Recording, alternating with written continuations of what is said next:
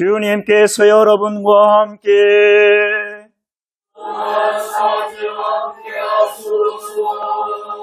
성 요한이 전한 거룩한 복음입니다. 주님께 영광을 드립니다. 너희가 나를 사랑하면 내 계명을 지키게 될 것이다. 내가 아버지께 구하면 다른 협조자를 보내주셔서 너희와 영원히 함께 계시도록 하실 것이다. 그분은 곧 진리의 성령이시다. 세상은 그분을 보지도 못하고 알지도 못하기 때문에 그분을 받아들일 수 없지만 너희는 그분을 알고 있다. 그분이 너희와 함께 사시며 너희 안에 계시기 때문이다. 나는 너희를 고아들처럼 버려두지 않겠다. 기어이 너희에게로 돌아오겠다. 이제 조금만 지나면 세상은 나를 보지 못하게 되겠지만 내가 살아있고 너희도 살아있을 터이니 너희는 나를 보게 될 것이다.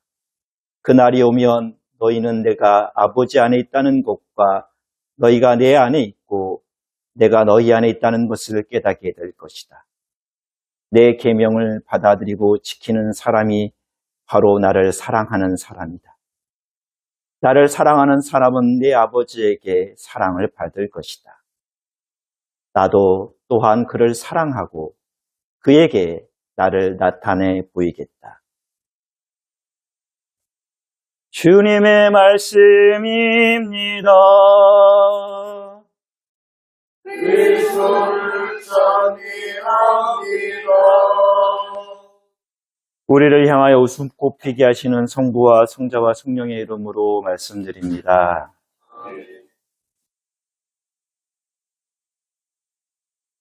설교 시간 때 사제의 이야기들을, 개인적인 이야기들을 하지 않는 것을 제가 지향하는데, 오늘의 설교는 제가 경험했던 하나님의 말씀, 오늘의 본문의 말씀을 통한 하나님의 경험에 대한 이야기들을 먼저 시작함으로써 여러분과 함께 말씀을 나누고자 합니다. 여러분들도 그러실 때가 있으실 것입니다. 성경 기록된 하나님의 말씀 한 구절이 내 삶 가운데 경험이 되어져서 이 말씀이 진리요 사실이다라는 것들을 경험할 때가 있다는 것입니다. 그냥 말씀이라는 것이 성경에 기록되어 있는 문자가 아니라 정말로 살아있는 나를 향한 하나님의 말씀이구나 라는 경험들입니다. 다들 있으시죠? 예, 다들 있으니 믿습니다. 오늘 말씀들은 하나로 이어집니다. 그 말씀은 바로 이것입니다. 하나님은 나를 결코 버려두지 않으신다는 것입니다. 오늘 사실 제가 여러분에게 저의 삶에 가장 기억에 남는 하나의 이야기를 먼저 나누고자 하는 것입니다. 제가 작년 성령 강림 대축일 설교 때 여러분들에게 말씀드렸습니다. 제가 태어난 고향이 어디라고 말씀드렸는데 혹시 기억나시나요? 전라북도에. 여러분이 모르시니까 제가 참 무안합니다. 예, 참 무안하네요. 예, 제 태어난 곳은 전라남도 무안입니다. 근데 잠깐 말씀드렸지만 저희 아버님은 경제적 능력이 없으셨어요.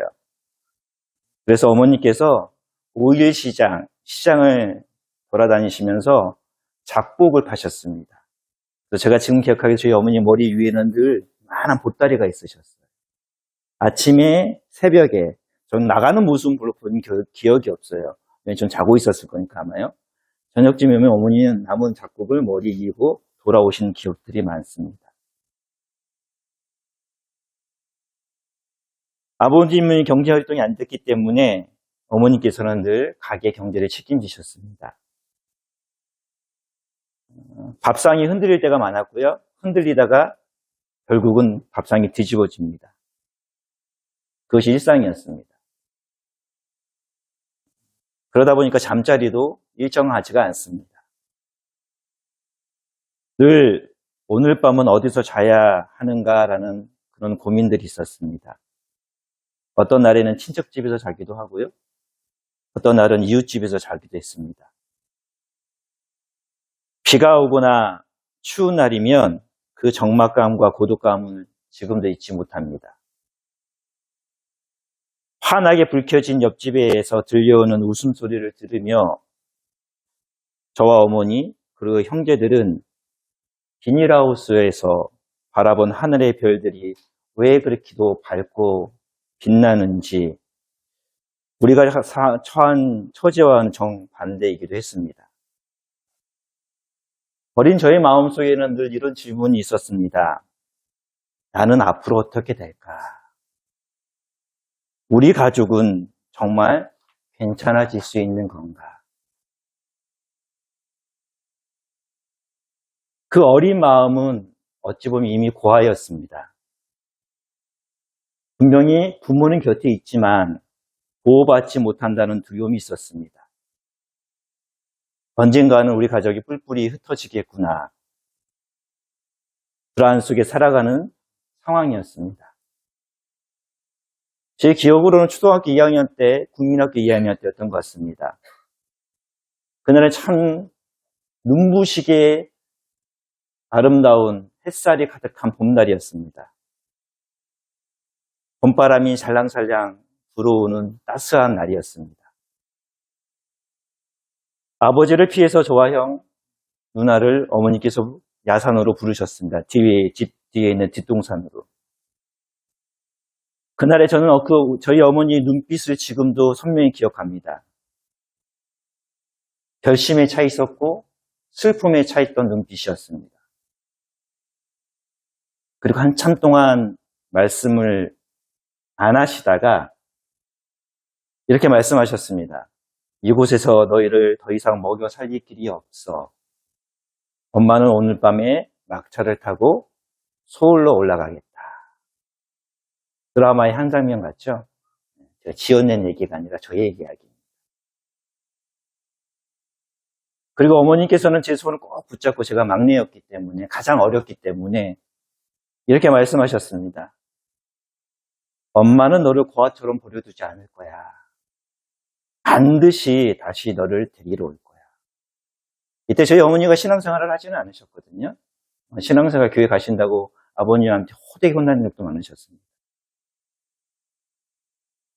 엄마는 너를 고아처럼 버려두지 않을 거야. 반드시 너를 데리러 올 거야. 저는 3년에 한 번씩 돌아오는 오늘의 요한복음서 이 복음서를 읽을 때마다 이 복음서를 가지고 말씀을 준비할 때마다 그 어릴 적 제가 경험했던 산바람 냄새와 흙냄새 그리고 떨리던 어머니의 목소리를 아직도 선명하게 기억합니다. 마지막 밤 버스에 오르시기 전 어머니께서는 마지막으로 말씀하셨습니다. 집에서 꼭 기다리고 있어. 엄마는 꼭 올 거야. 그 약속 하나가 제 유일한 등불이었습니다. 그때는 참 길게 느껴졌던 시간들이었습니다. 근데 지금 돌아보니까 얼마 지나지 않아서 어머니는 돌아오셨습니다. 그리고 저를 데리러 오셨습니다. 오늘 복음서에 예수님께서는 십자가를 앞두고 두려움에 떨고 있는 제자들에게 이렇게 말씀하십니다. 나는 너희를 고아처럼 버려두지 않을 거야. 사랑하는 성회단 손탄교회 여러분, 이 말씀 단순한 위로가 아닙니다. 이 말씀은 존재의 근원이 흔들리는 우리에게 건네시는 하나님의 절박한 서약이고 약속입니다. 우리가 살아가는 세상에는 겉으로는 멀쩡해 보여도 마음속에 비가 내리고 추위가 찾아오면 가슴 뼛속까지 느껴지는 비닐하우스에 사는 분들이 참 많이 있습니다. 남들에게는 멀쩡해 보이는 가정을 가졌음에도 불구하고 마음은 버려질까 봐 두려워하고 혼자 남겨질까 봐 불안해하며 아무도 내 마음을 모른다고 느끼며 살아가는 사람들이 참 많이 있습니다. 두렵고 불안하여 더 공격적으로 다른 사람들을 더 비난하고 힘을 한 군데로 모아 더 많은 갈등들을 일으키기도 합니다. 오늘 예수님께서 그런 우리에게 말씀하십니다. 나는 너를 혼자 두지 않는다. 우리가 경험하고 있는 이 감정들과 이 상황들은 나이와 상관없습니다. 얼마를 더 많이 살았느냐도 중요하지 않습니다. 그런 우리에게 말씀하십니다. 나는 너를 혼자 두지 않는다. 예수님께서 떠나심을 앞두고 제자들에게 또 이렇게 말씀하십니다. 너희가 나를 사랑하면 나의 계명을 지킬 것이다. 우리는 이 말씀을 들을 때마다 숨이 탁 막히게 됩니다. 왜냐하면 너희가 나를 사랑하면 내 계명을 지킬 것이다의 방점을 우리는 어디에 두는 거죠? 내 계명을 지키면 내가 너희를 사랑할 거야 라고 해석하기 때문입니다. 더 잘해야 되는구나. 그래서 사랑받는구나. 내가 더 완벽해야 되는구나. 그래서 내가 인정받는구나. 이 세상의 논리에 완전히 묻혀있는 우리는 하나님의 관계 속에서도 그럽니다. 내가 하나님의 계명을 잘 지켜야지 하나님 나를 사랑하는구나. 내가 축복받는구나. 그런데 여러분, 오늘 예수님의 말씀에는 순서가 좀 다릅니다. 뭐가 먼저죠? 나를 사랑하면 뭐 한다는 거예요? 내 계명을 지킬 것이다 입니다. 어떤 남자가 한 여인을 사랑하기 시작하면 어떻게 해요? 사랑하는 그 사람의 이야기를 한 귀로 듣고 한 귀로 흘러나요? 결혼 20년 차 되니까 그렇게 됐긴 되더라고요. 근데 여러분 연애 때 안 그러잖아요. 내가 사랑하는 사람 생기면 어떻게 해요? 그 사람의 이야기를 하지 않습니까? 왜요? 사랑하니까. 같이 살려고 요즘은 합니다만 처음에는 안 그러잖아요. 그렇죠? 마찬가지입니다. 사랑하면 계명을 지키는 것입니다. 사랑이 먼저이고 순종은 그 사랑 뒤에 따라오는 그림자와 같은 것입니다. 여러분, 여러분의 신앙생활이 주님을 사랑하는 신앙생활이 되길 주님으로 소망합니다. 여러분들이 교회를 섬기는 것이 하나님을 사랑하는 것이 되길 주님으로 소망합니다. 억지로 참아내는 의무가 아니길 바랍니다. 사랑하기 때문에 닮아가는 교회가 되길 주님으로 소망합니다. 억지로 하면요, 의무감으로 하면요, 반드시 문제가 생깁니다. 여러분, 우리가 하나님을 사랑하기 때문에 이 교회를 섬기고 사랑하는 우리가 되길 주님으로 소망합니다. 하나님을 사랑하기 때문에 이 성전에 이 주일에 나와 주님을 예배하는 우리가 되길 주님으로 소망합니다.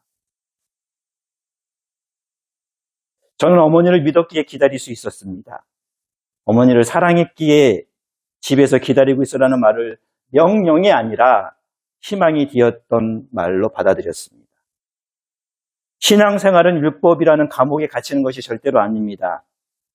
오히려 나를 버려두지 않으시겠다는 그분의 위대한 사랑이 나를 항복시키는 것입니다. 예수님을 사랑한다는 것은 그분님만이 나의 진정한 보호자이심을 인정하는 것입니다.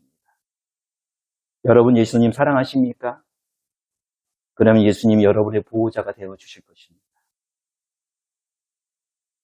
이 믿음이 우리의 영혼에 닫히될 때 우리는 비로소 세상을 다르게 보기 시작합니다. 세상은 끊임없이 우리를 버립니다. 건강이 우리를 떠나고요. 돈이 우리를 배신합니다. 때로는 가장 믿었던 사람의 관계가 무너지기도 합니다. 그때마다 우리 안에 어린 고아가 다시 울기 시작합니다. 하지만 주님은 그러한 우리에게 찾아오셔서 말씀하십니다. 세상은 너를 잊어도 나는 결코 너를 잊지 않는다. 세상은 건강은 돈은 너를 떠나도 나는 너를 결코 떠나지 않는다. 부활하신 주님은 실제로 제자들에게 다시 오셨고 지금도 성령이라는 이름의 온기로 우리 곁에 계십니다. 그래서 신앙은 기다림입니다. 이것은 기약 없는 막연한 기다림이 아닙니다. 반드시 오실 분을 미리 맛보는 설레임 기다림입니다. 오늘 사도행전에서 사도 바울은 아테네 사람들이 있는 아레오파고 법정에 서 있었습니다. 작년에 제가 성지순례 때 가본 곳입니다. 그 당시에는 지역이 3개로 나눠요. 가장 높은 산은 신이 머무는 곳입니다. 여러분 아테네 신전 아시죠? 아테네 신전이 산 꼭대기에 있어요. 그냥 아무나 못 나갑니다. 그리고 산 바로 밑에 아레고라고 있어요. 여기는 뭐냐 법정이 있고 행정기관이 있습니다. 그리고 일반 사람들이 사는 밑에 공간이 있습니다. 이 3 공간에 나누는데요. 오늘 아레오파고 법정이 있었다는 것은요. 지금 바오로가 무엇을 하고 있는 걸까요? 법정은 뭐 하는 곳이죠? 2가지를 하는 곳이죠. 하나는 선고를 받든지 하나는 변호를 하든지 2가지입니다. 오늘 사도 바오로가요. 아레오파고 법정에 섰은 그 공간을 제가 가봤지만 거기서 무엇을 했냐면요. 이미 지금 뭘 받고 있는 거예요?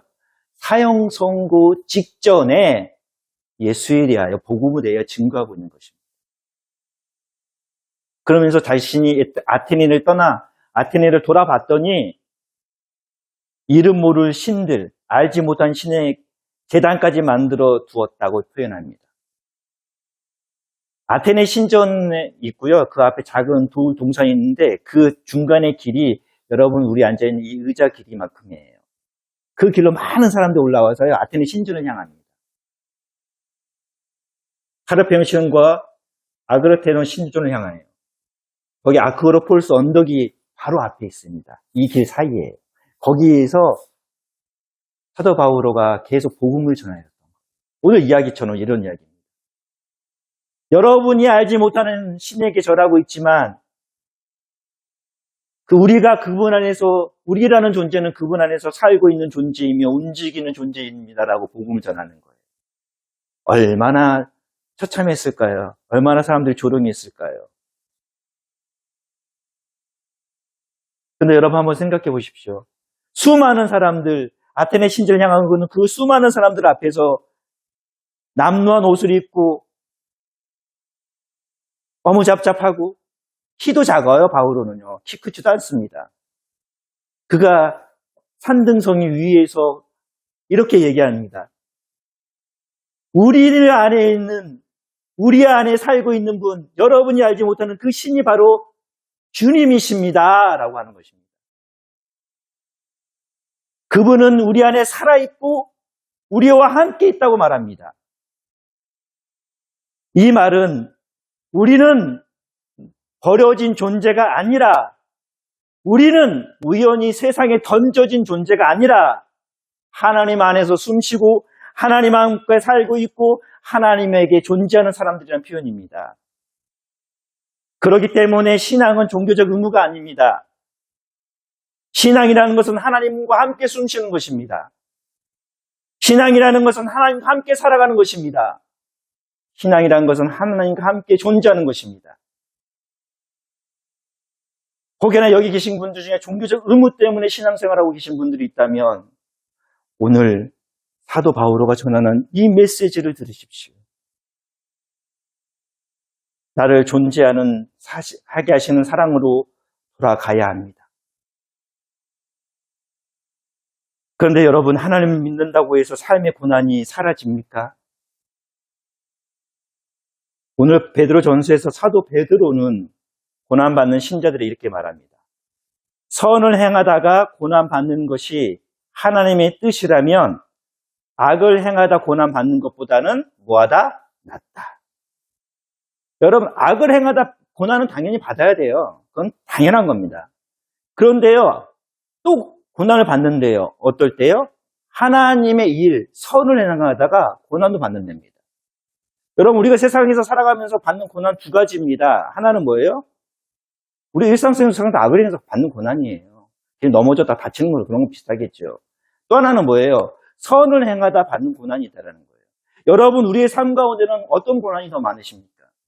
우리가 신앙인이라고 말하는 우리에게는 어떤 고난이 더 많으세요? 나의 삶에 대한 후회에 대한 눈물이 더 많으십니까? 아니면 예수님의 선을 행한 말씀대로 따라가다가 경험대로 좀 믿음의 길에서 누리는 눈물이 더 많으십니까? 예수 믿으면 상처도 받습니다. 오해도 받아요. 조롱도 받습니다. 비난도 받습니다. 어리석단 말도 듣습니다. 우리 안에 예수 믿기 때문에 우리는 어떤 이야기를 듣습니까? 가장 중요한 것은 그러나 그 어떠한 상황 가운데서도 우리는 혼자가 아니라는 것입니다. 예수님께서 십자가 길을 지나가셨습니다. 버림받은 것 같은 어둠을 지나 부활로 나가셨습니다. 그래서 신앙은 고난이 없는 삶을 추구하는 것이 아닙니다. 그 고난 속에서도 끝내 버려지지 않는 삶이 신앙입니다. 시편 기자는 고난이 없다고 말하지 않습니다. 오히려 우리를 불 속과 물 속으로 지나가게 하셨다라고 고백합니다. 그러나 그 끝은 무엇입니까? 마침내 우리를 넓은 곳으로 이끄셨다입니다. 사랑하는 교회 여러분, 하나님은 우리의 인생을 단 한 번도 놓으신 적 없습니다. 비닐하우스 같은 인생의 밤에도, 눈물로 잠들었던 시간에도, 기도에도 응답이 없는 것 같던 순간에도 주님은 조용히 우리 곁에 계셨습니다. 초등학교 2학년 때 저는 매일 집 앞 버스 정류장을 바라보았습니다. 먼지를 일으키며 들어오는 버스의 문이 열릴 때마다 보따리를 이고 오시는 어머니의 실루엣을 상상했습니다. 그리고 마침내 어머니의 손을 잡았을 때 제 모든 고독은 눈 녹듯이 사그라들었습니다. 사랑하는 교회 여러분, 우리도 그렇게 살아가는 사람들입니다. 다시 오실 주님을 믿기에 오늘도 예배의 자리를 지키고 기도의 무릎이 시려도 포기하지 않으며 상처받아도 다시 사랑하려 애쓰는 것입니다. 혹시 오늘 이 자리에 계신 분들 중에 아무도 내 마음 모른다는 외로움 속에 계신 분들이 있으십니까? 세상 한복판에 홀로 버려진 것 같은 마음으로 살아가고 있는 분들 계십니까? 그분들에게 주님께서 여러분의 이름을 아주 다정히 부르시며 말씀하십니다. 내 딸아, 내 아들아, 나는 결코 너를 고아처럼 버려두지 않는다. 그러니 두려워하지 마십시오.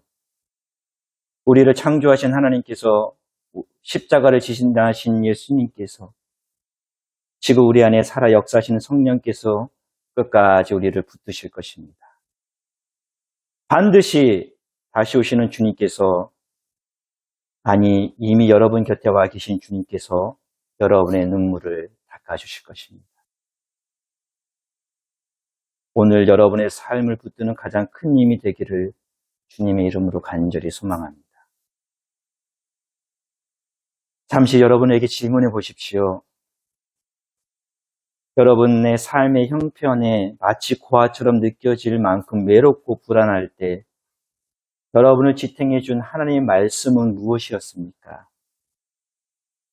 지금 나는 그 약속을 성취를 신뢰하며 기다리고 있습니까? 아니면 종교적 의무만 다하며 살아가는 종교인으로 살아가고 있습니까? 잠시 오늘의 말씀을 기억하며 묵상하는 시간 갖도록 하겠습니다.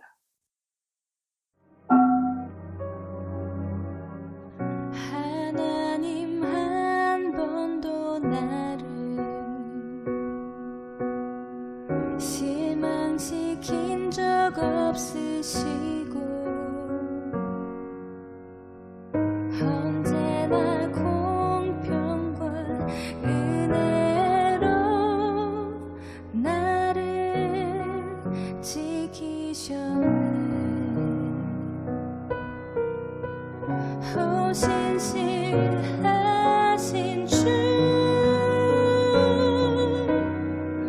오 신실하신 주, 내 너를 떠나지도 않으리라, 내 너를 버리지도 않으리라 약속하셨던 주님, 그 약속을 지키사 이후로도 영원토록 나를 지키시리라 확신하네.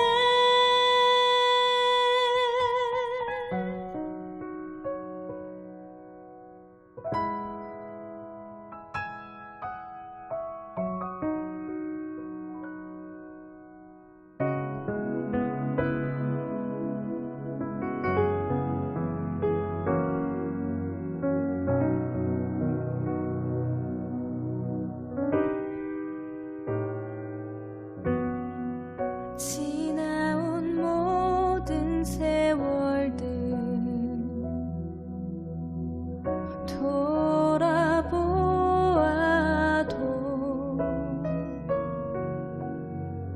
그 어느 것 하나 주의 손길 안 미친 것 전혀 없네. 오 신실하신 주, 오 신실하신 주, 내 너를 떠나지도 않으리라, 내 너를 버리지도 않으리라 약속하셨던 주님, 그 약속을 지키사 이후로도 영원토록 나를 지키